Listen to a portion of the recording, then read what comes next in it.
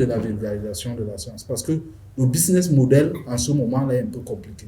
Pour ce journaliste qui prend, je pense, vous voyez Luc Allemand qui... Vraiment, c'est vrai. Moi, depuis 3 ans, je travaille sur l'Allemagne d'Afrique. Je reçois beaucoup de félicitations, oui, c'est bien. Mais au final, il faut alimenter l'équipe qui travaille et tout. Surtout que la logique des riches médias, j'aborde la question des riches médias parce que le prochain intervenant va vous montrer un peu le modèle d'une télévision qu'ils veulent mettre en place au Cameroun et qui aura des tentacules ou bien des représentations dans d'autres pays africains. La chance, c'est qu'ils ont la force d'être accompagnés de ce que je pourrais appeler la manière de la communication au Cameroun. Ils s'y connaissent avant de se lancer à la télé. Je pense, pour l'espace francophone, on connaît Pascal Pierre, mais nous on ajoute toujours au Cameroun Pascal Pierre Bengono. À titre personnel, je suis heureux d'être là parce que je lui disais ça depuis, je suis né un 31 décembre et il avait une émission à la télévision publique nationale qui nous permettait de passer du 31 décembre au 1er janvier. Et moi, je regardais toujours ces programmes. Donc, c'est un honneur qu'il soit là aujourd'hui et qu'il nous parle un peu de ce que la télévision qu'il porte aujourd'hui dans le cadre institutionnel, et peut-être lui-même il a d'autres projets en lien direct avec la science, Dash TV, puisse un peu nous montrer comment ils entendent participer à la vulgarisation de la science. Ah, merci.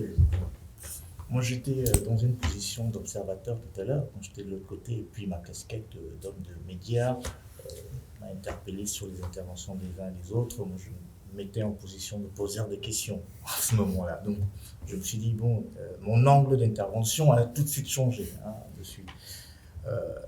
Je vais parler un peu de mon expérience de la télévision, puisqu'il s'agit de ça, et puis moi qui ai vécu les 27 dernières années, j'ai vu l'évolution un tout petit peu de la science sur... que je parle un peu plus fort, voilà, ça va. L'évolution de la science, l'impact de la science sur les médias traditionnels, par exemple, je ne sais pas, je vais faire une petite démonstration par... J'ai ramené les reliques, hein. À l'époque, quand j'arrive à la télévision, je vais vous faire trois petites choses que j'ai ramenées.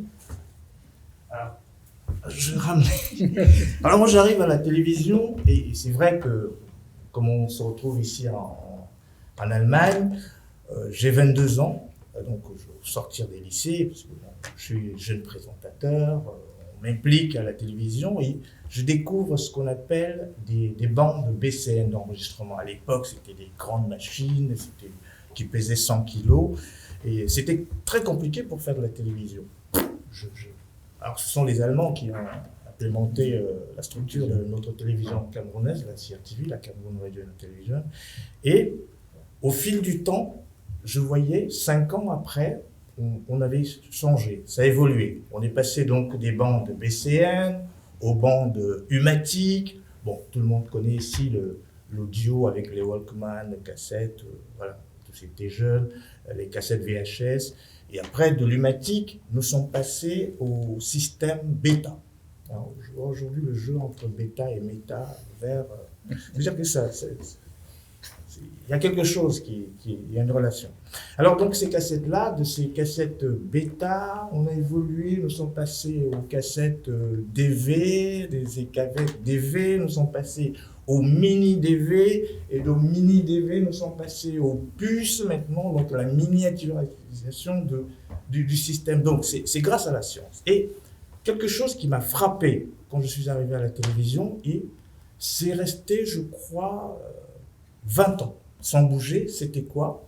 C'était que les caméras qu'on utilisait à l'époque, on devait faire le blanc.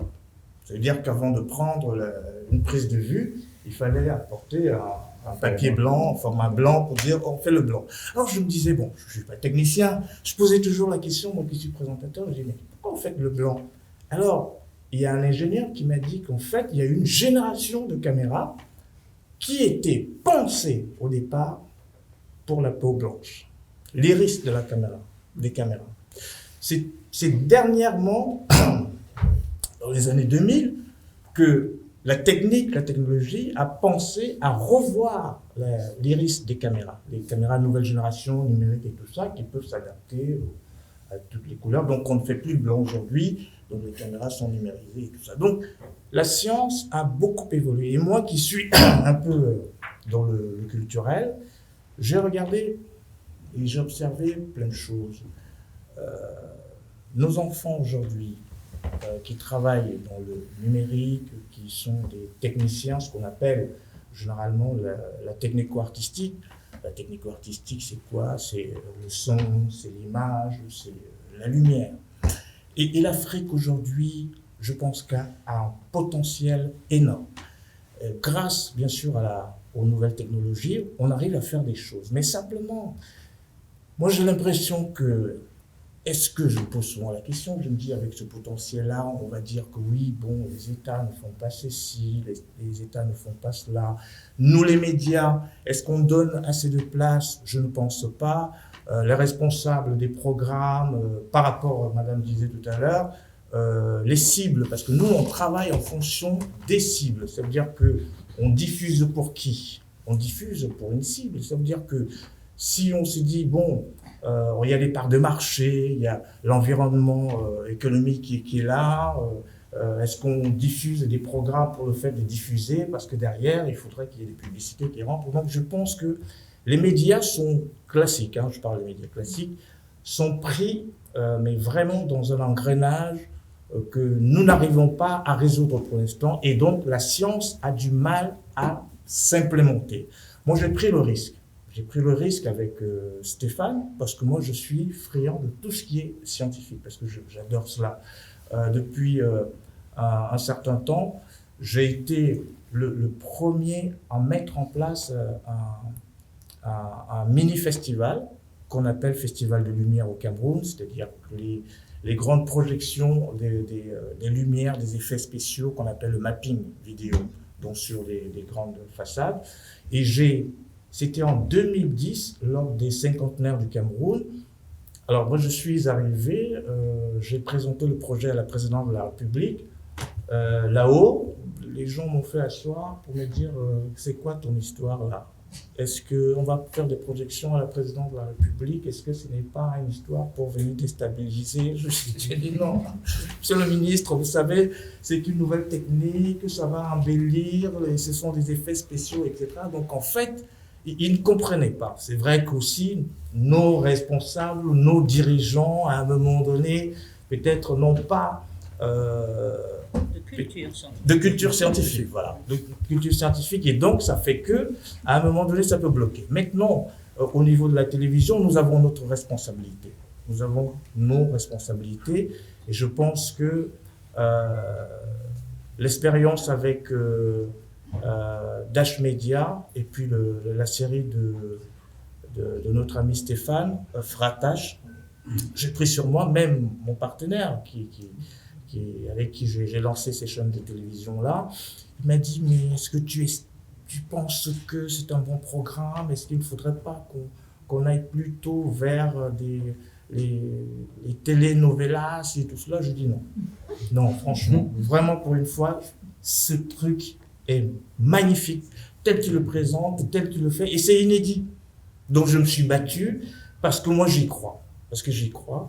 Et aujourd'hui, le programme va être diffusé à partir du mois de décembre. On a attendu un tout petit peu pour qu'on puisse communiquer avant de pouvoir le mettre. Donc, parce qu'il ne fallait pas le mettre directement comme cela, il fallait préparer le public avec des teasers pour qu'ils comprennent un tout petit peu qu'est-ce que c'est que cette nouvelle série, parce que ce n'est pas une série où les gens se font bisous le matin, le soir, etc. Parce que bon, on ne voit que ça sur nos chaînes de télévision. Mais voilà un peu mon expérience avec le domaine de la science. Et ce que moi je voulais dire, au-delà même de ma casquette d'homme de médias, la question, c'est notre Afrique.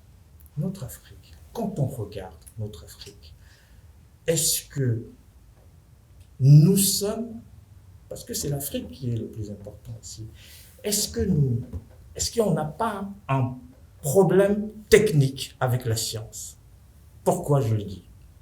Parce que entre le grand fossé, parce que les Africains se disent la science, est-ce que la science vient embêter ce que nous avons comme connaissance, je ne sais pas, de la grande matière, de ce qu'on appelle le savoir ancestral à un moment donné.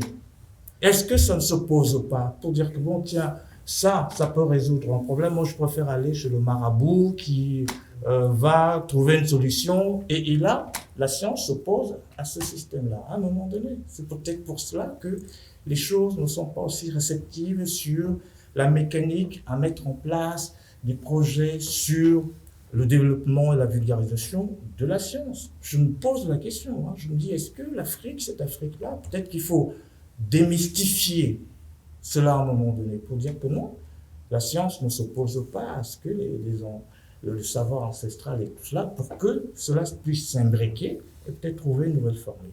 Moi, je voulais terminer en demandant à madame tout à l'heure, moi je trouve votre concept génial.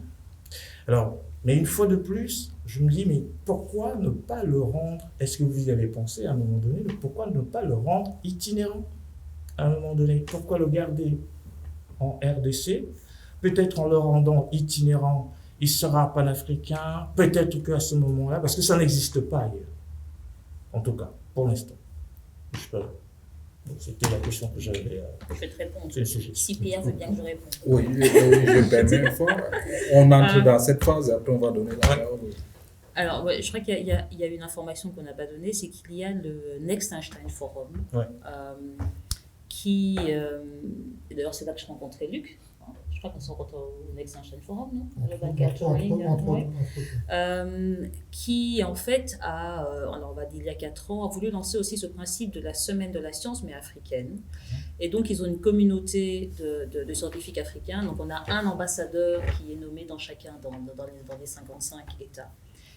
Et donc l'idée, c'est qu'ils puissent organiser une semaine de la science. Mais bon, mais ça, c'est depuis 4 ans. Donc je peux dire qu'ils ont copié la semaine de la science de la RDC que pour pouvoir faire une africaine. Mais on est le seul pays à continuer à le faire quoi qu'il arrive. On ne va pas rentrer dans les détails du Next, mais normalement, chaque ambassadeur est supposé créer sa semaine des sciences en Afrique et à peu près au même moment. Oui, itinérant certainement. La preuve, en 2022, ce sera la première édition sur tous les 2 Congos. Donc on va avoir une édition organisée au Congo-Brazzaville et au Congo-Kinshasa. Donc on va faire une édition sur les 2 Congos. Et c'est vrai que j'ai plusieurs personnes dans différents pays qui veulent justement s'associer pour qu'on puisse la faire. Mais tu m'aurais peut-être posé aussi la question de savoir, parce que c'est vrai que nous, quand on l'a fait, c'est à Kinshasa, et la critique que l'on a à chaque fois, c'est pourquoi seulement Kinshasa. Ouais. Et donc, on a fait une édition, on a fait une caravane des sciences, et donc on a été dans différentes provinces, mais on ne peut pas se déplacer partout, c'est clair. Et donc, même en RDC, ce que l'on fait maintenant, et c'est ce qu'on va faire pour la 9e édition, c'est avoir des partenaires qui vont organiser au même moment en avril, parce que c'est en avril que se fait la semaine de la science tous les ans, et donc on a des partenaires, des universités ou d'associations ou d'écoles qui, nous, on leur envoie le mode opératoire de certaines expériences, mais eux vont organiser des activités dans le cadre de la semaine de la science pour le mois d'avril, qui est maintenant en RDC le mois des sciences et des technologies, au même moment. Et donc, c'est le même modèle que l'on va faire avec les autres pays africains, sans faire concurrence au Next Einstein Forum, sans vouloir leur faire concurrence. Le problème, c'est que ça n'a pas marché, le Next Einstein Forum. Voilà. Non, mais la leçon, encore une fois, j'aimerais faire encore la citation de Mandela, mais c'est typiquement un exemple intéressant. C'est-à-dire qu'une organisation panafricaine a voulu, avec de l'argent américain essentiellement, financer des gens qui créent ces semaines de la science. Où est-ce que ça a fonctionné? Ça a fonctionné, moi il se trouve que j'ai accompagné un peu ça dans un certain nombre de pays, ça a fonctionné, alors en RDC ils n'avaient pas besoin de ça, en plus ils le faisaient déjà à des dates précises qui n'étaient pas celles qui avaient été choisies par l'organisation panafricaine, peu importe. Mais ça a fonctionné par exemple au Togo, ouais. Où il y avait déjà des gens, un groupe de gens qui étaient... je dirais, il y avait juste à les pousser un petit peu, à leur donner un petit peu de mode opératoire, qui étaient prêts à faire des choses. Et je pense que ça, c'est quand je parlais tout à l'heure, à la fin de mon intervention, je dis il y a des gens qui veulent faire des choses. C'est pareil moi, j'ai eu énormément de contacts avec des gens qui voulaient créer des médias, alors des chaînes YouTube. Je pense à un garçon au Congo, Heinrich, au Cameroun, pardon, Heinrich Chang. Je le connais bien, Afrique Université TV. Voilà, qui essaye de faire des choses. Je pense aux journalistes scientifiques de Guinée qui ont créé un site web qui essaye de promouvoir des choses de vulgarisation scientifique. Bon, on peut citer d'autres exemples. La difficulté, c'est effectivement de structurer et de pérenniser ce genre d'initiative. Parce que, je dirais, il ne faudrait pas déshabiller Paul du Congo, de RDC, pour essayer d'habiller Pierre du Cameroun. Je crois qu'il faut essayer d'habiller tout le monde.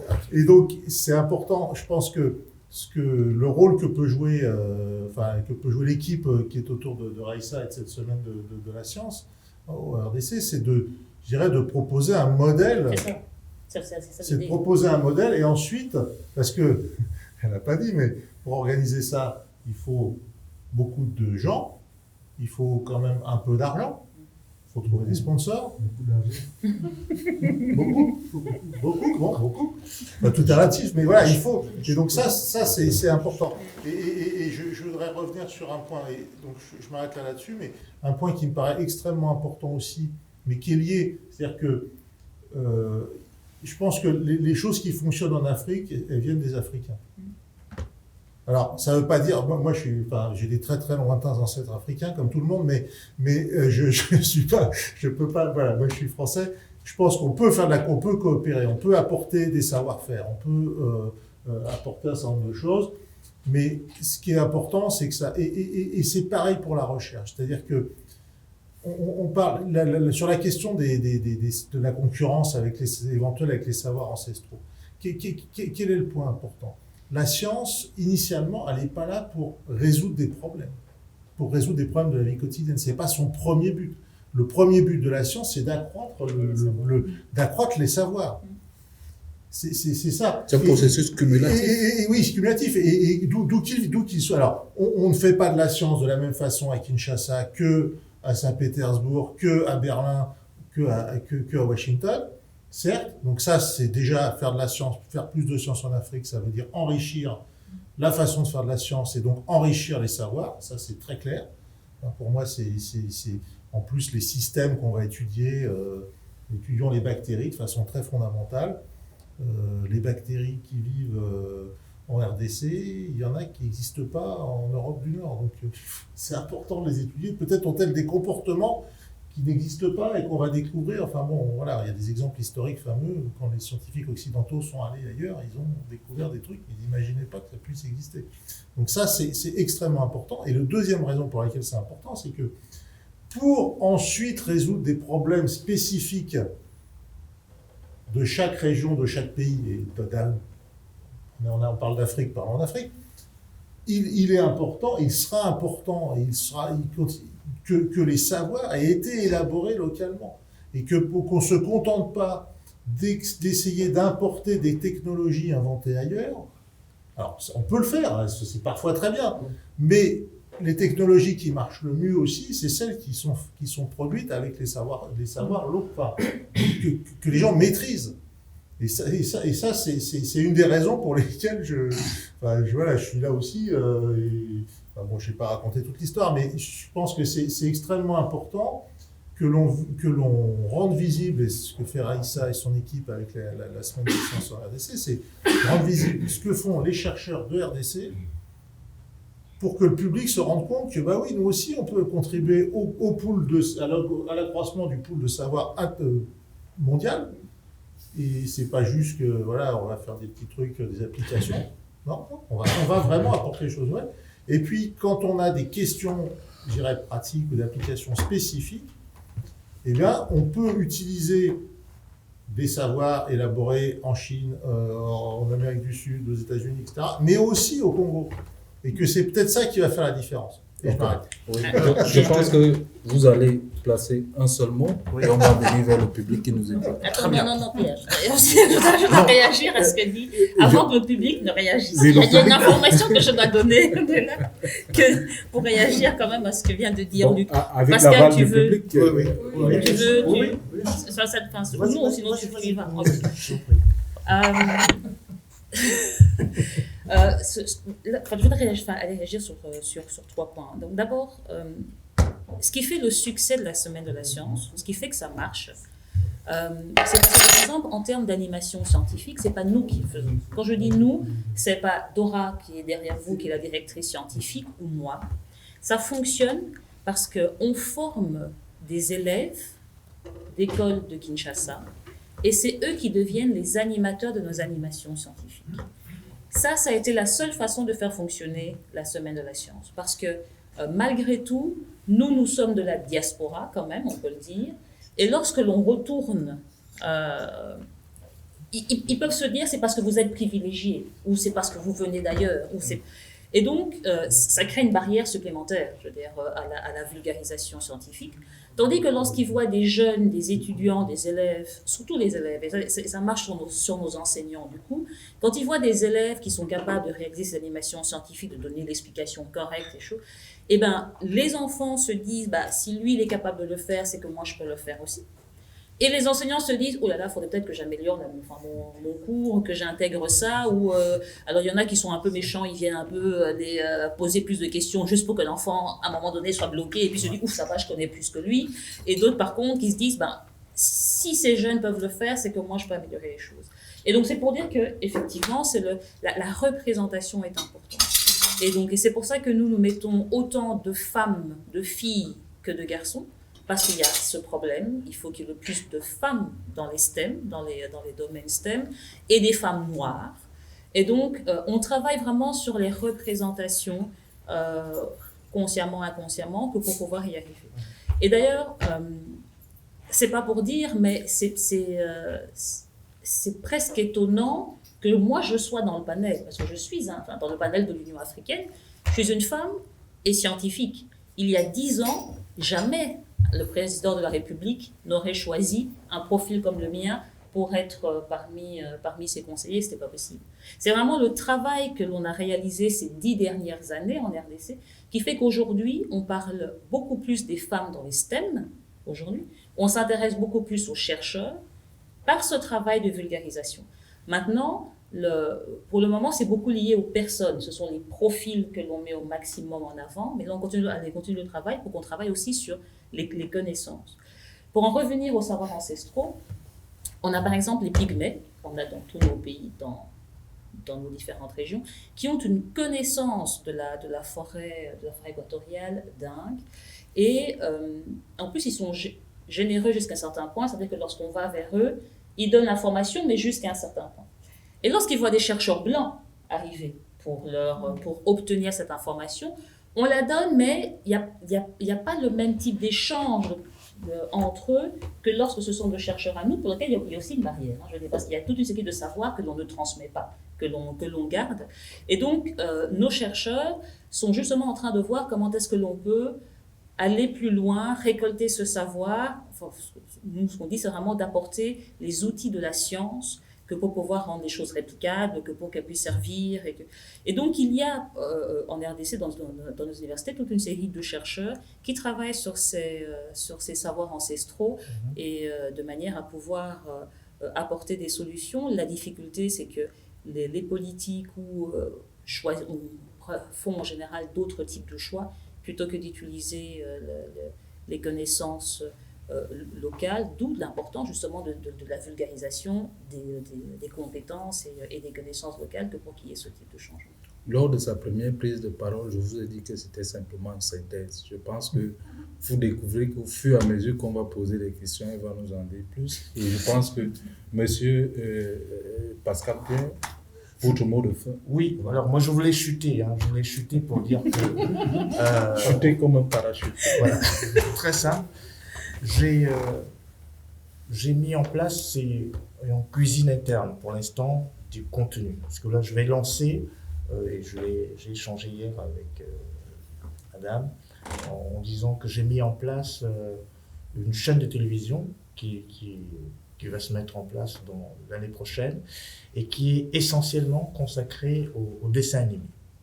Et je pense que je trouverai un moyen de donner une bonne place à la vulgarisation scientifique au travers donc des petites séries, des capsules, des pastilles, avec bien sûr en m'appuyant sur des vrais scientifiques qui feront un travail éditorial, de rédaction derrière. Et je pense qu'avec cette technique-là, on pourra très vite, mais peut-être émailler l'environnement, surtout avec une première cible en avant, ce sont les enfants. Voilà. Ça, je voulais dire. Oui, je pense que avec ce projet, le public peut-être peut envisager des questions. Nous sommes ouverts à vous. Parole au public. Monsieur le directeur. Moi, je vois deux chances et puis deux défis. Alors, les deux chances, qui ne sont pas forcément des chances pour l'humanité, mais en tout cas des chances pour la science, c'est que effectivement, avec les enjeux climatiques, le réchauffement climatique ou le corona, la science et la parole des experts est revenue sur le devant de la scène.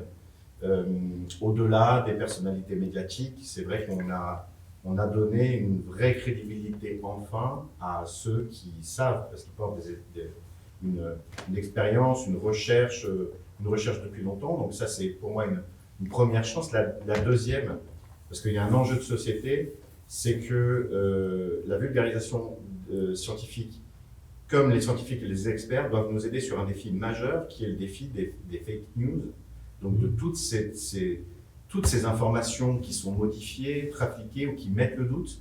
Là, les protocoles de réalité scientifique sont une chance énorme, parce que ça nous permet, ou ça devrait nous permettre absolument, de pouvoir vérifier les sources et les faits. Donc ça, c'est les deux chances que je vois. Les deux défis, c'est parce qu'on parle aussi, quand on parle de vulgarisation, en tout cas moi j'en fais un peu le raccourci, mais une des cibles, c'est effectivement, comme vous l'avez dit, c'est la jeunesse. C'est comment faire pour toucher la jeunesse, sachant que les plateformes évoluent énormément, très très vite en fait.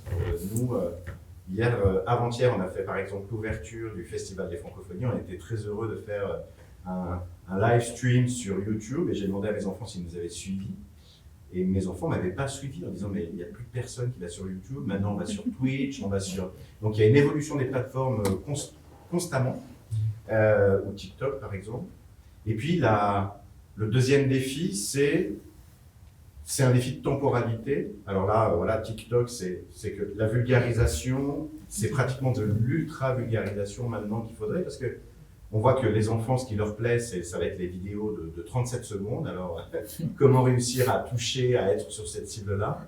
Que l'information, c'est une information, celle qui prévaut, c'est pratiquement l'information de l'immédiateté. Donc, tout de suite, on s'empare et puis on témoigne, on en fait. Alors que la science, bien heureusement, doit prendre du temps pour mobiliser les expertises, convoquer les experts, voilà, pour avérer un fait. Donc il y a aussi un défi de temporalité. Donc j'aurais bien voulu vous entendre sur ces deux faits, de comment vulgariser, parce que pour vulgariser, il faut du temps, il faut maîtriser les plateformes, il faut, sur une chaîne YouTube par exemple, il faut instaurer une régularité, gérer les algorithmes pour avoir des abonnés et puis après que ça soit accéléré. Et puis voilà, ce défi par rapport, vraiment par rapport à la temporalité science et puis cette immédiateté qui s'accélère. Je pense, votre question, vous avez raison de parler de temporalité, mais dans la posture du journalisme, lorsqu'on parle de science, on est dans le journalisme spécialisé. Ce n'est pas un journalisme ordinaire. Il faut faire ce qu'on appelle la veille. La veille informationnelle peut permettre de vite rattraper certaines choses. Et avoir, par exemple, je prends le cas de l'Allemagne. L'Allemagne a lancé des bourses pour des docteurs qui doivent travailler sur le passé colonial allemand en Afrique. On a cette information. On a 3 ans pour suivre. On suit chaque chercheur. Il travaille sur quelle thématique, quel est l'enseignant qui l'accompagne au fur et à mesure. C'est un travail fin qui nécessite certes du temps, mais qui, on le fait de manière militante. Lorsqu'on est militant, on se met à l'école, on rentre au labo. Que ce soit en sciences dures, parce que le problème existe sur Internet, Google Scholar. Oui, je pense lorsque on est sur Google Scholar, on peut trouver de manière ordonnée qui a fait quoi à tel moment et qui peut apporter une réponse spécifique à un problème. Maintenant, le défi, est-ce qu'on doit suivre les TikTok et consorts? À titre personnel, je pense qu'il faut mixer. Il faut qu'à un moment donné, l'industrie, parce que toute science aboutit à l'industrie, il faut à un moment donné, l'industrie donne les moyens aux passeurs de sciences pour que les passeurs de sciences puissent également convoquer les influenceurs. Parce que TikTok fonctionne mieux avec les influenceurs et les influenceurs ont une sorte de grille au niveau de leurs honoraires. Un passeur de sciences de labo ne peut pas rentrer en contact avec un influenceur. Donc, moi, je pense que c'est une action collégiale où chacun doit faire sa part, mais on met la musique ensemble pour que la science arrive auprès du public. Donc, Pierre, si tu permets, je voudrais... Oui, il veut ajouter.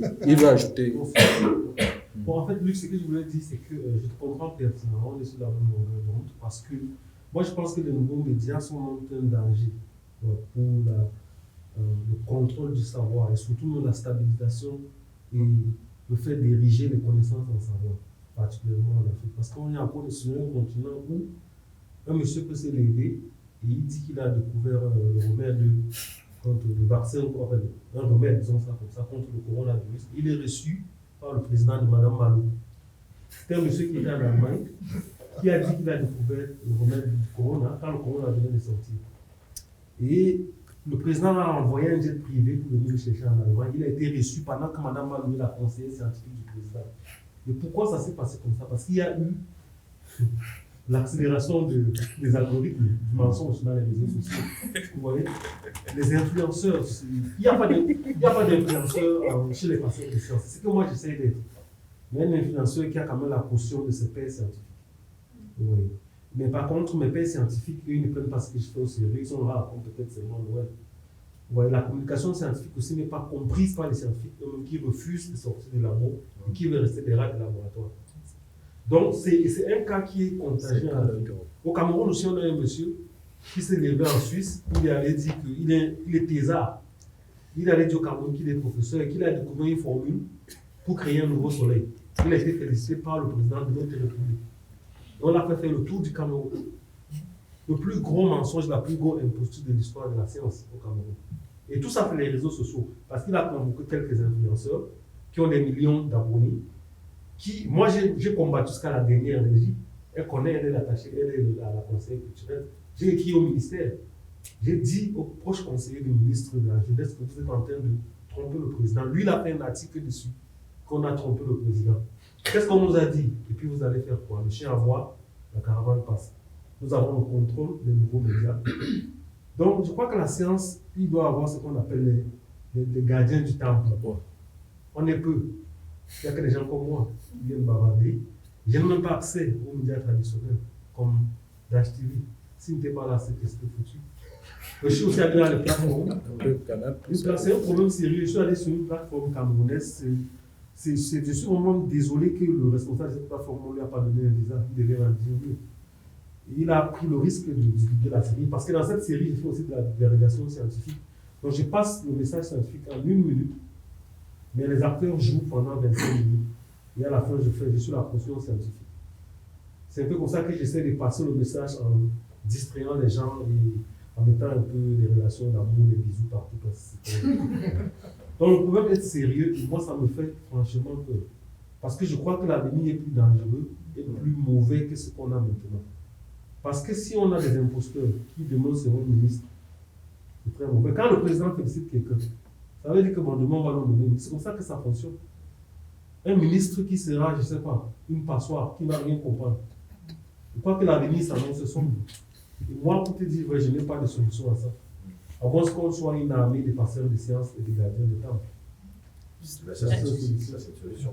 Voilà, Et c'est pour solution. ça que je veux donc que la série soit diffusée partout pour qu'il y ait les gardiens comme moi. Pas pour l'argent. Oui. Ok, selon ce que Luc vient de dire, moi je pense qu'il faudrait peut-être créer une symbiose entre le savoir et ceux qui doivent transmettre le savoir. Par exemple, ce que lui vient de dire, sur, je veux dire, une multitude de scientifiques camerounais, combien de personnes se sont levées pour dire que le monsieur ment? Mais moi j'ai dit, voilà, Non. voilà notre acquis, Non. j'ai dit. Il a dit Non, que j'ai tu es dit- fort, hein, tu combats. Non, mais je dis, justement, non, je t'ai posé une question, je dis combien de personnes l'ont fait? Je crois que je suis seul qui Ok. ai parlé publiquement. Sur combien de scientifiques? Peut-être, je ne sais pas, des centaines de milliers. Parler publiquement, tu as fait une vidéo sur les mêmes influenceurs qui ont communiqué là. Non, moi j'ai écrit directement aux influenceurs. J'ai écrit à la cellule qui a créé tout ce mensonge-là au ministère, au monsieur qui était là. On l'a rencontré. On l'a rencontré personnellement au Cameroun. J'ai dit que tu as trompé le président. Je lui ai dit ça. Ouais. Et je t'avais même dit ça au téléphone. Parce Ouais. qu'il dit que ce petit-là, il a trompé toute une nation. Et c'est le ministre de la Jeunesse qui a organisé tous ces désordres. Moi, je pense que dans tout ça, il faut créer une symbiose. Il a été reçu par le. Dans tout ça, Comment? Non, vas-y, je fais un commentaire. moi, je pense que dans tout ça, il faut créer une symbiose pour trouver le moyen de vulgariser mieux la science et aller vers une transition entre les médias qu'on connaît déjà et les réseaux sociaux et les nouveaux moyens de communication. Parce que là, on est en train de parler, c'est vrai, il y a tout ça, mais malheureusement en Afrique, combien de personnes ont accès aux informations que toi tu passes sur tes réseaux sociaux? Bon, c'est la bonne question. Donc, ça, c'est le principal problème en fait. Combien d'Africains ont accès aux réseaux sociaux? Facebook et YouTube demeurent les deux réseaux sociaux les plus suivis en Afrique. Combien de personnes ont accès à ça? Ceux qui y vont, ils y vont pour quel intérêt? Se distraire, essayer d'être informés. Mais même dans cette distraction, est-ce qu'il y a des mesures d'accompagnement ou des mesures de contrôle de contenu de ces réseaux sociaux?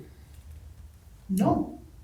Voilà pourquoi je veux que, au moins, Non. la télé classique. Non, essaie je de t'explique. discussion pour une- La télé classique, comme il l'a dit, est confrontée aujourd'hui à un problème. Une télévision qui va se focaliser sur la science, est-ce que la population va suivre cette télévision-là? Ils vont changer tout de suite. Pourquoi les chaînes d'information locales créées en Afrique ne sont pas suivies?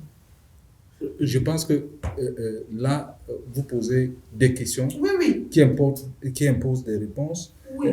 mais restons un peu dans la transition là. C'est-à-dire, cette transition, est-ce qu'on doit être pessimiste ou Non, optimiste? Je pense pour ma part, pour un peu revenir là-dessus, la télévision a sa place. Les hommes de Est-ce que science vous ont... me laissez terminer? Je pense que vous l'avez Oui, ce compris. sont des questionnements, je voulais... Oui, justement. Moi, la chose scientifique, il y avait une émission à l'époque qui a été diffusée sur toutes les chaînes africaines, une émission française qui s'appelait Ça va se savoir. Ça passait et ça permettait à beaucoup de personnes de comprendre l'évolution technologique, les sciences et autres là. Parce qu'ils expliquaient un peu la chose en français facile. Avec des illustrations, je sais pas, il y avait des illustrations. C'est pas sorcier.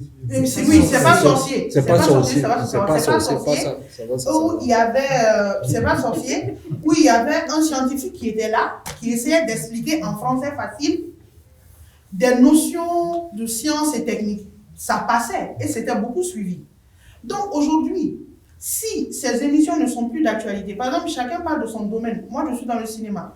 Ce que tu as fait, c'est extraordinaire parce que ce qu'on explique, tu essaies de venir à la fin pour essayer d'expliquer. Maintenant, si les chaînes télé, est-ce qu'on propose, en plus du cinéma, est-ce qu'on propose des émissions comme ça à nos chaînes télé? Non, Stéphane, ce que je suis en train de dire, c'est est-ce qu'on propose des émissions comme ça à nos chaînes télé? On ne les pose pas. Est-ce que les scientifiques même en voient la nécessité d'aller vers les chaînes télé pour proposer ce contenu-là? Non, Stéphane, parce qu'il y a un problème, il faut le dire. Par exemple, la semaine de la science dont on parle là, si tu vois les personnes qui s'y intéressent en Afrique réellement, ou bien même si on écrit dans le journal, ce sont des personnes qui pensent que la science peut leur être utile. Nous sommes en train de parler d'un continent où le taux le plus développé, c'est le taux d'analphabète. Nous sommes en train de parler d'un continent qui pense que la communication, même regarder le journal, est devenu élitiste. Donc, je pense que si on est là aujourd'hui, c'est pour essayer de réfléchir ensemble les questions, essayer de répondre, ou bien si on sort d'ici, essayer de trouver des voies de solution pour amener ce continent à aller vers la chose scientifique à travers les médias et les nouveaux réseaux sociaux. Je pense que c'est ça en fait. Donc, ce qu'il dit, c'est vrai, mais ce sont des questions auxquelles nous devons répondre en fait.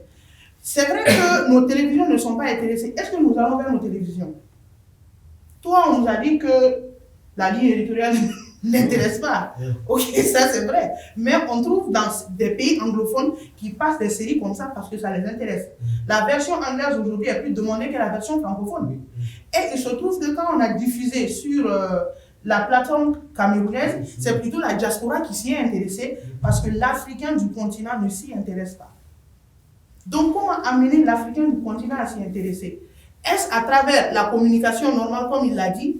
Est-ce à travers des émissions? Je pense que c'est à ça que nous devons répondre en fait. Non, je veux apporter une précision parce qu'il faut regarder les habitudes des consommateurs. Lorsque sur Internet, vous mettez une vidéo de 26 minutes, moi je produis une émission de 26 minutes, les études en back-office me montrent qu'on ne passe pas plus de 10 minutes sur ma vidéo. En moyenne, il y a des gens qui viennent, ils font 3 minutes, ils parlent et tout. Donc, et si vous observez les autres, parce qu'on est dans un cinéma, on veut vulgariser, si vous observez, même comment je les appelle les cinéastes entre guillemets, ce qu'ils font, ce sont des capsules.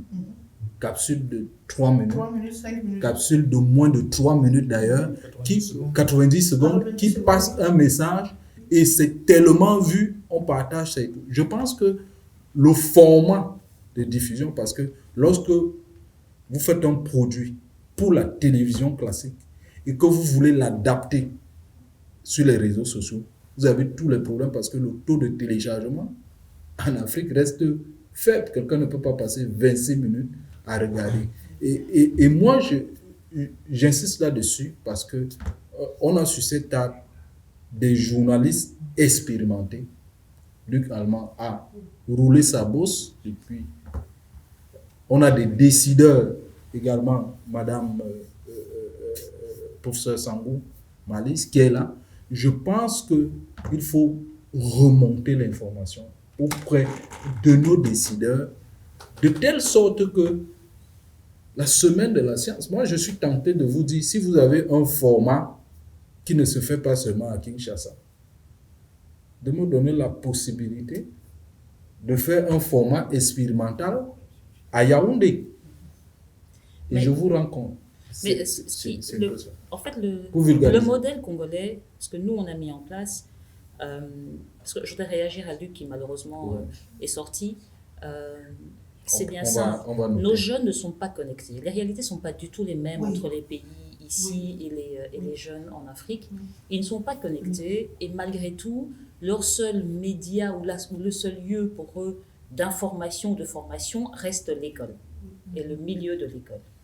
Et donc c'est pour ça que dans notre modèle à nous en RDC, la semaine de la science et de la technologie se fait avec le ministère de l'Éducation. Ce qui nous permet d'atteindre tous les enfants de profils différents, parce que tu disais, Madame Boyeri, que pour la semaine de la science, ça n'intéresse qu'un petit nom, mais pas du tout. Justement, pour la RDC, le fait qu'on collabore avec le ministère de l'Éducation fait qu'on donne accès à ce que nous faisons à des enfants de tout type, justement. Donc des enfants qui autrement n'auraient jamais eu l'occasion de venir parler avec un chercheur comme le prof Mouyembe, spécialiste d'Ebola. Et ben, c'est l'occasion, en venant de la semaine de la science, de pouvoir le rencontrer, discuter avec lui.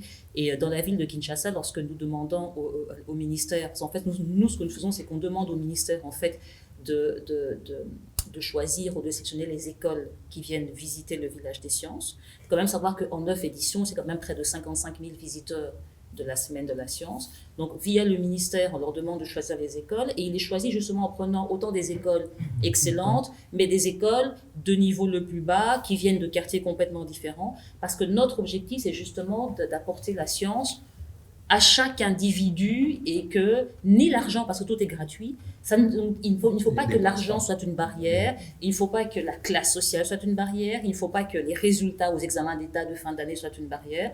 Donc vraiment, on ouvre ça à tout le monde et on ouvre ça aussi dans les provinces. Et comme nous, on ne peut pas aller dans les provinces, on fait appel justement aux bonnes volontés, donc aux gens qui sont là, qui ont accès à tout ce public, d'organiser les activités. Mais là, vous avez raison, c'est que c'est clair qu'on a lancé le programme Apprendre à la maison lorsqu'il y a eu la fermeture des écoles avec Covid. C'est sûr que nos vidéos sur YouTube n'ont pas autant de succès que si ça avait été des vidéos de n'importe quoi. Mais là encore, on a trouvé une solution, c'est que ça n'a pas de succès, pas parce que ça ne les intéresse pas, ça n'a pas de succès parce qu'ils n'ont pas accès à la vidéo. C'est ça. Et donc, à Goma, par exemple, donc, qui est l'est de la RDC, on a une association qui, en fait, m'a apporté une information. Mon problème, c'était, mais comment puis-je donner accès à mes capsules de programme à la maison, parce qu'elles sont sur YouTube, et que les gens ont du mal à les télécharger, c'est 10 minutes maximum. Et bien, ce qu'ils font, c'est qu'ils mettent ça dans des cartes SSD, et, parce qu'en fait, les gens dans les villages, parce que c'est vraiment ça, se partagent en fait la musique par des cartes SSD, même s'ils n'ont pas accès à Internet. Et donc, on leur a demandé à cette association de décharger toutes nos capsules de programme Apprendre à la maison, les mettre dans les cartes, et du coup, ces capsules arrivent à des personnes qu'on n'aurait jamais atteint via YouTube, et c'est comme ça que ça nous permet. Et donc, ce que nous, on a appris avec l'expérience de la Semaine de la Science, Luc, c'est que on ne sait pas tout, donc nous, Semaine de la Science. Et si on veut trouver des solutions, c'est vraiment de travailler avec les gens là où ils sont. Et en fait, de les écouter, de leur dire, vous connaissez Goma, par exemple de Goma de l'Est, je veux dire, ce n'est pas là, on est tout le temps à Kinshasa. Par contre, il y a des gens qui réfléchissent au problème de comment donner accès au contenu. Et donc, on établit des partenariats avec eux, on leur donne l'information, on leur donne l'outil, nos capsules, et eux les font passer à leur... Donc, notre procédé, c'est vraiment en tâche d'huile et de proche en proche, et en s'appuyant sur des compétences, des connaissances, là où ils sont. Et nous, ce qu'on fait, c'est fournir le contenu ou le mode opératoire en laissant vraiment une liberté sur comment est-ce qu'ils vont mettre ça en place. Et donc, sans être un succès fulgurant, mais quand même, on voit, et chaque année, n'est-ce pas Dora, on voit qu'on augmente notre zone d'action et on découvre des talents et des gens qui nous aident à apporter l'information à ces personnes qu'autrement on n'aurait jamais touchées. Mais on doit passer par pour toucher tout le monde, ce qui est notre objectif, on passe par le ministère de l'Éducation qui, lui, a précisément accès à tout le monde. Donc, on a réformé les programmes de l'enseignement des sciences et des mathématiques au secondaire et on s'est appuyé sur le travail de la Semaine de la Science pour atteindre ces populations qu'autrement, via Internet, on n'atteindrait jamais. Absolument. Avant de revenir au panel, on va dans le public. Merci de passer la parole. Je crois que à la question de la culture scientifique, telle que vous l'avez si bien débattue, il y a déjà la notion de partie de la jeunesse, des jeunes, comme elle a si bien dit, et leur inculquer cela, parce qu'il est plus difficile d'inculquer cela à un adulte qui a déjà des vieilles habitudes que de le faire avec des enfants. Moi, j'ai par exemple vu en Inde où il y avait des établissements qui venaient visiter les centres de recherche de manière régulière. De telle sorte qu'un enfant, à un moment donné, en première année du secondaire, est capable de dire plus tard, je vais être scientifique. Donc, je dis en Afrique, je ne suis pas sûr s'il y en a un enfant qui peut dire que je veux devenir scientifique. Je ne pense pas. Ah, si, chez nous. Si, il y en a. Ah bon? En RDC, c'est notre travail de 10 ans. C'est très bien déjà parce que là au moins. La RDC. Non, c'est une très bonne chose parce que si un enfant n'a pas été confronté aux questions de science, si on ne développe pas en lui la passion de faire de la science, il sera difficile pour lui de dire qu'il veut devenir scientifique. Forcément, il veut devenir pilote parce que bon, on dit c'est un métier prestigieux, ça donne de l'argent, je veux devenir médecin, mais dans tout ça, ce n'est pas la notion de science qui l'intéresse, c'est plutôt le côté prestigieux et financier de cela qui intéresse. Donc, je crois que cette approche déjà de travailler avec les élèves du secondaire est très bonne parce qu'au moins, ça leur permet de grandir. La Semaine de la Science, c'est primaire et secondaire. Et jusqu'à l'université, parce qu'on voit qu'on doit faire ce travail jusqu'au niveau supérieur. Ça permet aux personnes de grandir avec déjà ces questions, comme Stéphane souvent le dit, les gens manquent de culture scientifique. Ça leur permet de grandir avec ce que c'est que la science, de développer une passion autour des questions de science, et plus tard de se responsabiliser dans un métier scientifique. Parce qu'il est plus difficile pour les adultes, même aujourd'hui dans le milieu de la recherche, il y en a beaucoup de collègues qui, quand vous les sortez du laboratoire, vraiment ils sont perdus. Bien sûr. C'est-à-dire que vous leur demandez même de communiquer leurs résultats de recherche à une audience vraiment diversifiée, ils sont bloqués. Et c'est pour ça qu'il y a par exemple le Deutschland Portal, Deutschland Alumni qui organise des événements pour former des scientifiques déjà à ce qu'on appelle sciences communication, la communication des sciences, pour qu'ils puissent eux-mêmes être capables de diffuser leurs travaux de recherche en un langage tellement basique. Parce que quand Stéphane le faisait par exemple une chaîne de télévision, c'est waouh. Mais en français facile en fait. C'est autour de cela que se repose le principal challenge de nous autres scientifiques. Personnellement, moi-même, si je ne m'étais pas intéressé aux questions de communication des sciences, il aurait été très difficile pour moi de communiquer ce que je fais en tant que chercheur. Et j'ai particulièrement un neveu qui me casse la tête parce que depuis que sa maman m'a dit ton docteur est scientifique, tous les jours que tu as écrit, il me pose de nouvelles questions. Il va aller à l'école, son enseignant va lui parler des trous noirs, il va venir me poser la question que tonton, tu connais ce qu'on appelle les trous noirs supermassifs, c'est quoi? Donc ça dit qu'il estime que tu es scientifique, tu connais tout et à un moment donné, il te pose des questions, il faut que tu trouves un langage aussi simple pour lui dire. Moi, c'est difficile, c'est vraiment difficile. Oui, je pense que tu fais bien d'évoquer le langage. Chez nous en Afrique, souvent, on observe, même à la télé, il y a une sorte d'ésotérisme scientifique où on se bat à rouler notre cerveau pour trouver les mots qui, dans un autre cosmos, pour s'éloigner davantage du public. Ça, c'est une réalité. Et je pense qu'il faut noter le français facile désormais pour les scientifiques. C'est important, quel que soit le domaine où on se trouve. Juste pour finir, c'est vrai. Oui, j'ai une dame derrière vous. Non, mais allez-y. Juste pour ajouter à ce que Stéphane disait tout à l'heure, la tromperie scientifique. En fait, nous sommes nombreux de scientifiques qui faisons ce qu'on appelle de l'usacripidarisme, c'est-à-dire toujours en train de donner des avis sur tout et des choses pour lesquelles nous n'avons pas compétence. Et cela a de nature aussi à dévier la diffusion des savoirs. Parce que si moi je suis chimiste, je me mets à parler des choses qui ne sont pas de ma compétence. Un autre enfant, lui sait que je suis un chercheur, un scientifique, il va le croire à la première écoute. Mais cela est de nature à biaiser cette diffusion des sciences comme Stéphane. J'insiste souvent là-dessus. Avant peut-être de passer la parole à Dame. Moi, d'expérience, dans nos télévisions, dans nos médias, il manque un poste clair, c'est le recherchiste. Le recherchiste, c'est celui qui, dans une télévision comme France 24, lorsqu'il y a un problème à Goma, on donne la parole à quelqu'un, il parle comme s'il était à Goma. Parce qu'il y a toute une équipe qui a travaillé en back-office, il fait un veille.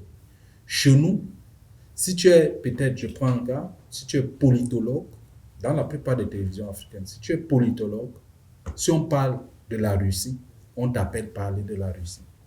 On ne cherche pas si tu as même écrit un article sur la Russie. C'est ce flou-là qui tue peut-être les scientifiques.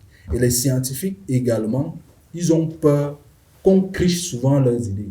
Pour le cas de l'Afrique, vous allez voir quelqu'un qui travaille sur sa thèse, il ne vous dira jamais ce qu'il est en train de chercher. Il vous dit simplement, je travaille. De peur, on n'a pas une sorte d'annuaire. C'est pourquoi moi j'aime qu'on communique sur la science. Ça nous permettra de ne plus avoir des gens qui travaillent sur les mêmes questions d'une université à l'autre, d'une année à l'autre, sans jamais se rencontrer. Chacun chez nous ne s'inscrit pas dans le processus cumulatif du genre son travail complémentaire à un autre. Toujours, il dit que je fais un travail inédit, innovateur. Je viens d'inventer ceci. C'est un peu ça. Et moi, je trouve que ce n'est pas l'humilité tant recherchée du scientifique, parce que plus tu grandis, plus tu dois rester dans l'aspect de ne rien connaître et tout. Je passe la parole à la dame. Il y a une dame d'abord. Oui, voilà, merci déjà. C'est très intéressant. Le mot est faible, mais c'est vraiment très très intéressant. J'avais une question par rapport à la semaine de la science en RDC. Parce que vous aviez expliqué que c'était en partenariat, ou en tout cas c'était co-organisé avec le ministère de l'Éducation. Est-ce que à l'année, je sais que ça existe en France, mais il y a des blocages politiques, mais est-ce que en RDC, ou dans d'autres pays en Afrique, il y a la formation des enseignants sur le numérique, les mathématiques, aux enseignants, enfin aux professeurs qui sont en classe, qui eux vont permettre aux enfants d'utiliser les mathématiques et le numérique pour mieux et apprendre plus ou plus vite. Comment ça se passe? Parce qu'effectivement, j'ai compris qu'il y avait un problème sur l'accessibilité de tout ce qui est Internet, mais l'école est effectivement le vecteur commun où les enfants puissent se retrouver et donc proposer du matériel, je ne sais pas en fait. Mais il y a aussi cette formation des enseignants, peut-être qu'ils n'ont pas le temps, peut-être que ce n'est pas fait. Je ne sais pas si la question est claire. Mais la formation des enseignants est un véritable défi, sans même arriver à la question du numérique et à l'enseignement des sciences via le numérique. La formation des enseignants est le défi de nos systèmes éducatifs, où il y a très peu d'investissement. Il faut savoir que revenons à l'investissement dans l'éducation. Il sert essentiellement, enfin en termes du budget, dans l'éducation, il sert essentiellement qu'à payer des salaires. Et il y a très peu de budget pour la formation continue des enseignants, pour l'investissement, etc. Ce qui fait que, voilà, je veux dire, les enseignants sortent, viennent et puis apprennent sur le tas, ou c'est le directeur qui fait le boulot. Donc ces enseignants n'ont pas des formateurs? Si, il y en a, mais il y a très peu de... Oui, ils ont, mais il y a très peu de budget qui fait que l'on puisse aller les remettre à niveau. Ici, la RDC s'est justement lancée dans un processus de réforme de l'enseignement des sciences et des mathématiques. Et donc, il y a du matériel, par exemple, informatique qui a été distribué dans les écoles secondaires et avec la mise en place de la formation des enseignants. La difficulté que nous avons, c'est que la plupart de nos enseignants sont analphabètes numériques. Je dis, il y en a beaucoup qui n'ont même pas une adresse email. Et donc, on doit faire un énorme travail pour pouvoir réduire déjà la fracture numérique. Avant même d'en arriver à leur montrer comment est-ce que l'on fait l'enseignement des sciences et des maths. Mais c'est ce qu'a fait la Semaine de la Science, justement, l'édition 8, où on a voulu se focaliser sur la formation des enseignants pour montrer, que c'est possible, même dans ce contexte, difficile mais possible, et leur donner déjà les outils. En fait, c'est la relation que l'on a avec le ministère de l'Éducation. C'est que nous, on montre ce qui est possible pour qu'après eux puissent choisir de généraliser le pilote. Voilà. C'est la relation que l'on a avec eux. Maintenant, il y a un besoin d'investissement de la part du gouvernement, de la RDC, mais qui de toute façon a simplement ses problèmes de budget déjà lui-même, mais qui doit faire des choix, et c'est là que nous, on essaye d'influencer les choix, que pour qu'il y ait plus d'argent qui soit mis à la recherche scientifique et qu'on le maintienne et que l'on augmente le budget de l'éducation. Ça, c'est mon rôle notamment ici, mais à ce niveau-ci, en tout cas, il y a clairement un effort qui est fait que pour pouvoir intégrer le numérique et intégrer l'enseignement des disciplines STEM avec le numérique. Et donc, il y a des actions de formation qui ont déjà eu lieu, mais qui restent à une zone pilote et qui a besoin maintenant d'être généralisée. Mais la fracture numérique, et vous n'avez même pas idée de la... Alors, je pense qu'elle est différente en France, mais c'est vrai qu'en France, il y a vraiment un fossé énorme qui se construit entre les enseignants qui sont en classe, avec les enseignants qui sont devenus formateurs, qui ne sont plus en classe. Depuis 2, 3 ans, 10 ans, le numérique, ça explose, l'évolution du numérique, elle change tous les jours. Et c'est vrai que du coup, les formateurs ne comprennent plus les besoins des enseignants. C'est ça. Oui. Alors là, mais là, je vais vous raconter une belle expérience. C'est que donc, dans le cadre de notre processus de réforme de l'enseignement des sciences, on a décidé de tester un tuteur virtuel, donc qui est une intelligence artificielle, parce que nous, ce qu'on voulait vérifier, c'est est-ce que les nouveaux programmes de maths que l'on a mis en place, les enseignants, est-ce qu'ils sont bien en train de les utiliser dans les classes, et est-ce qu'effectivement, il y a bien amélioration des connaissances et des compétences des enfants. Du coup, on s'est dit qu'on allait tester un tuteur virtuel une intelligence artificielle. Alors, bon, on a fait ça dans 20 écoles, dans 6 provinces de la RDC. Alors, ce sont 6 provinces, autant Kinshasa que des milieux semi-urbains. Et alors, c'est là qu'on s'est rendu compte, déjà, nos enseignants n'avaient même pas le niveau de mathématiques nécessaire que pour enseigner dans la classe en question. C'est ce que déjà révélait le tuteur virtuel. Et que les élèves avaient même un âge mathématique supérieur à leur enseignant. Ça, c'était la première information, catastrophe. Mais par contre, donc du coup, pour pouvoir mettre en place, surtout que le tuteur virtuel était conçu pour les enfants. Ça veut dire que c'est des images. Donc déjà, il fallait déjà pousser ces adultes d'accepter de jouer le jeu, donc de se mettre comme s'ils étaient eux-mêmes les élèves, que pour pouvoir manipuler, pouvoir tester, enfin passer le test du tuteur virtuel. Mais lorsqu'on les accompagne à le faire, qui le font, eh ben, on s'est rendu compte que en 3 mois d'utilisation systématique, on pouvait gagner jusqu'à 2 ans et demi d'âge mathématique auprès des enseignants. Et donc, ça veut dire qu'avec les tuteurs virtuels, si on arrive à les mettre en place, la RDC, donc l'Afrique, peut très très vite rattraper son retard en termes de la formation de ses enseignants et du décalage qu'ils avaient. Ça c'est ce que l'on avait, nous, découvert. Et qu'on voyait que les enseignants, au départ, il y a un peu là... mais lorsqu'on les accompagne, qu'on les prend par la main, c'est vraiment ça, et qu'on les forme, et ben après, c'était parti. Et du coup, comme eux-mêmes avaient testé et qu'ils voyaient comment ça fonctionnait, ils avaient moins de mal à laisser les élèves le faire. Parce que ils ont eu peur d'être remplacés par ce tuteur, en réalité. Et donc, on leur a dit, mais non, vous savez, il y a 5 heures de maths, 4 heures, vous donnez votre cours de maths comme vous avez toujours donné votre cours de maths, mais pendant 1 heure, on met les élèves avec ce tuteur virtuel. C'est une vidéo.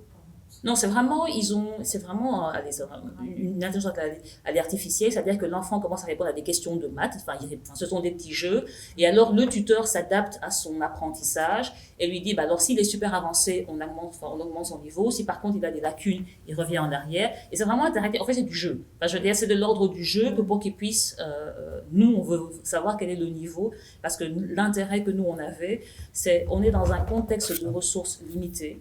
Donc, on a besoin de savoir exactement dans quelle province, dans quelle même école, il y a une énorme difficulté que pour que le peu de ressources que l'on a aille là, à cet endroit-là. Plutôt que de se dire, j'ai un budget, je divise par 100 parce que j'ai 100 écoles. Donc, on voulait vraiment avoir une idée précise. Et on a vu que ça fonctionnait avec même les enseignants qui étaient totalement analphabètes numériques. Mais dès lors qu'ils étaient formés, qu'on les accompagnait, alors ils acceptaient l'outil. Et ça, alors, ça fonctionnait, et enfin, je vous dis, c'est pas seulement dans la ville, c'est vraiment dans des milieux ruraux que ça fonctionnait. Donc, la formation des enseignants, c'est vraiment le gros enjeu des systèmes éducatifs africains. On doit énormément investir dans ça, mais lorsqu'on le fait et qu'on met le bon outil, eh ben, on avance beaucoup plus vite, on voit que ça avance vite et que on atteint les objectifs, quoi. Mais il faut investir dans l'outil et dans la formation des enseignants. Il faut que aussi le ministère de l'Éducation... Mais bon, ça, c'est lui qui le faisait. La ligne éditoriale, c'est le même principe. Ouais, mais là, je veux dire, ça c'est un projet du ministère de l'Éducation. Je veux dire, c'est pas juste la semaine de la science, c'est vraiment un pilote au niveau du ministère de l'Éducation. Et donc, dès lors qu'il y avait les résultats, maintenant, le problème, c'est la question du budget. Il faut que l'on puisse mettre ça à l'échelle, et c'est là que le bas blesse pour l'instant. Mais on est plus ouvert. L'avantage, c'est l'Afrique, on est beaucoup plus ouvert pour le moment à ce genre de choses, parce que tout est nouveau, et on veut que les choses avancent. Et donc, il y a une plus grande ouverture que dans les systèmes éducatifs belges que je connais bien, ou français, où là, il y a vraiment beaucoup de pesanteur. Je pense qu'il n'y a pas une autre question. On va donner 1 minute et 1 minute 30 à chaque partie.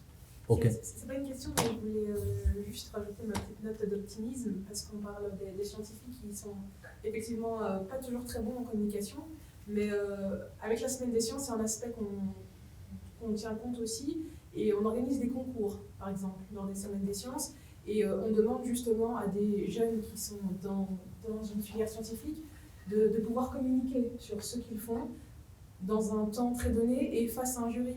Donc je voulais juste donner l'espoir qu'en fait les scientifiques de demain, ceux qui seront là, eux auront cette compétence. Et donc l'horizon est ouvert. Votre précision vaut la peine parce qu'en réalité, nous sommes là pour les générations de demain. nous sommes, je ne dis pas ancienne technologie, il faut simplement s'adapter. Vous voyez un peu? Une autre question? Il y avait une autre question? Non. J'ai cru voir une autre question.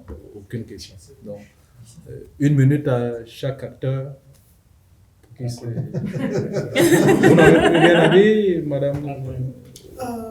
Tout simplement, moi j'aimerais que la science, la communication, les nouvelles technologies, il faut surtout créer des cadres d'échange et de partage.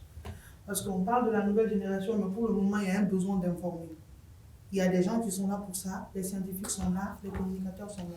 Comme il l'a dit, faudrait-il créer des sections spéciales pour la communication scientifique? Oui.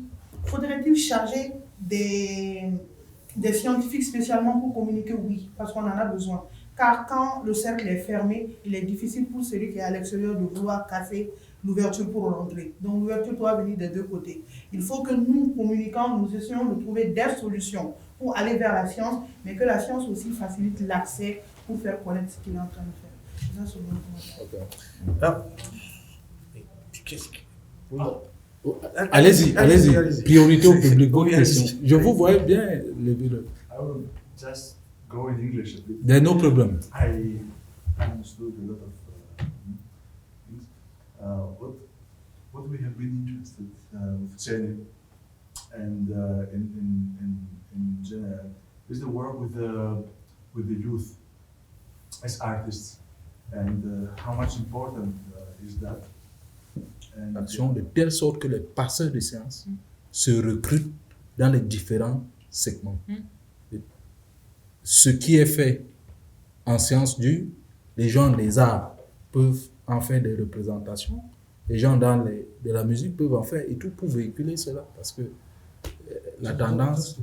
Yes. The first way to convey messages in Africa started with drums. You know, this is how the king was talking to the village with drums and other types of things. The dancing also. We can talk later. Sure. Okay. Pascal Pierre. Moi, je vais être très simple.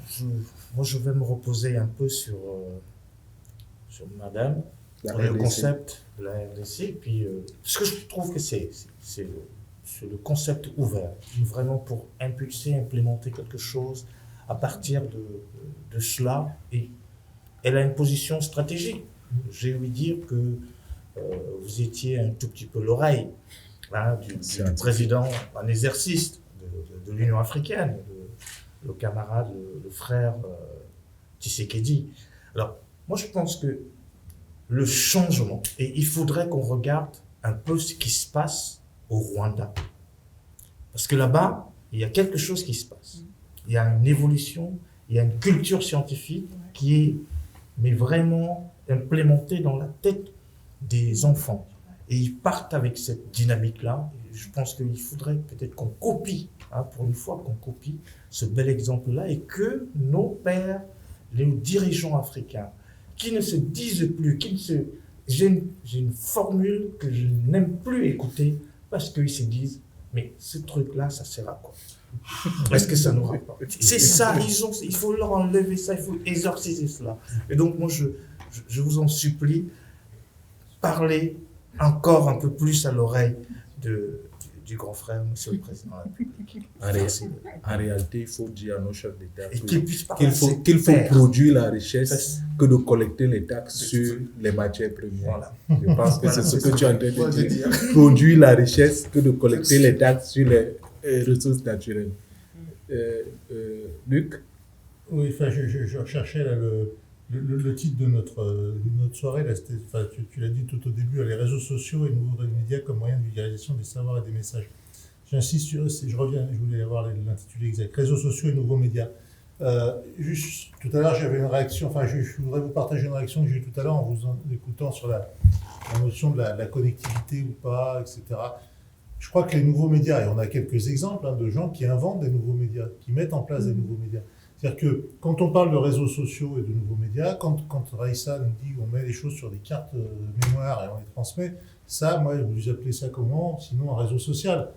Et je pense qu'un des problèmes qu'on a aujourd'hui en tant que, enfin, je me situe en tant que producteur de contenu, on va dire, c'est que on dépend beaucoup trop de deux sociétés américaines qui font des choses dans une opacité totale. C'est-à-dire que qui peut me dire quel est l'algorithme qui va faire remonter mes pages sur Google?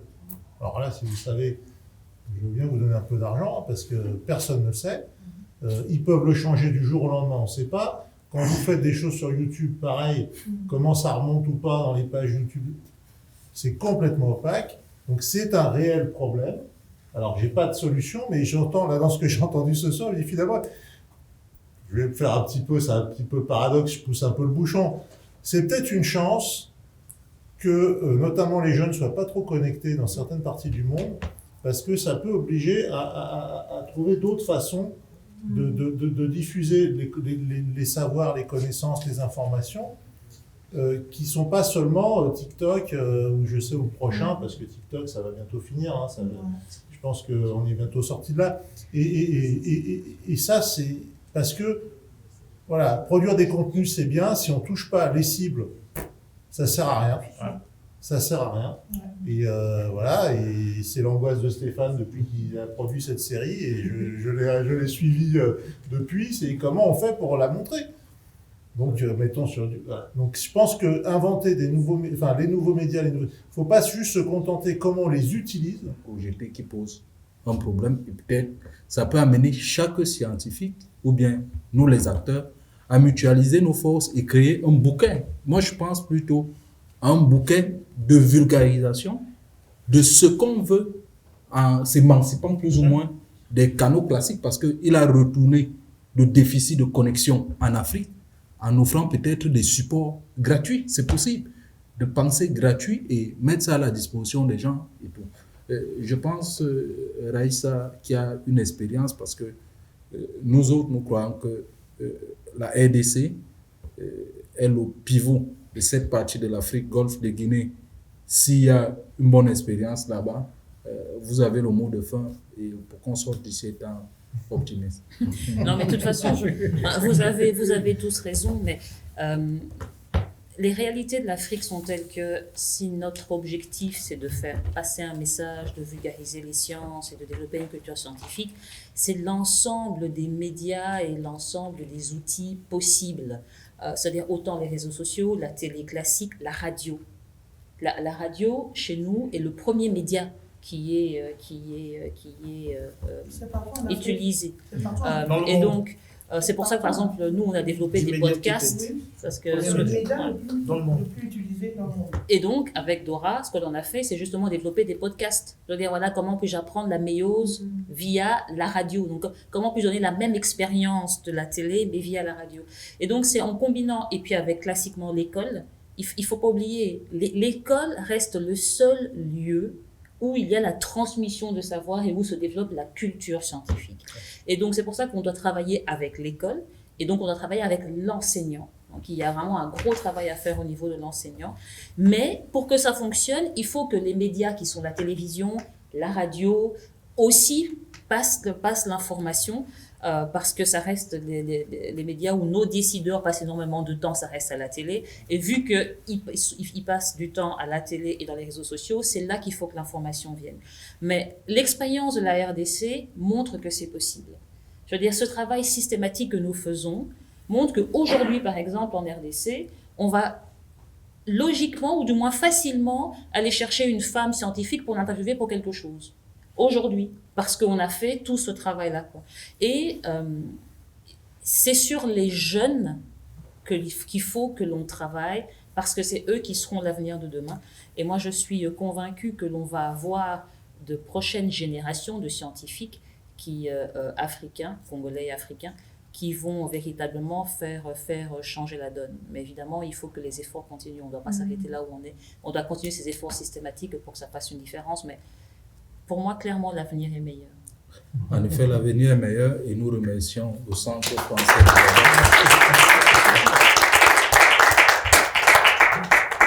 Nous remercions le Centre français de Berlin, l'Université de Duisbourg, à travers Stéphane Kemoin, et l'ambassade du Cameroun à Berlin, représentée ici par le professeur Mali Sangou, je pense que n'est qu'un point de la connexion qu'on a posé ici et on espère que le réseau va irradier toute l'Afrique. L'Afrique francophone, l'Afrique tout entière pour le devenir du continent, dans sa relation avec le monde, bien sûr. Merci.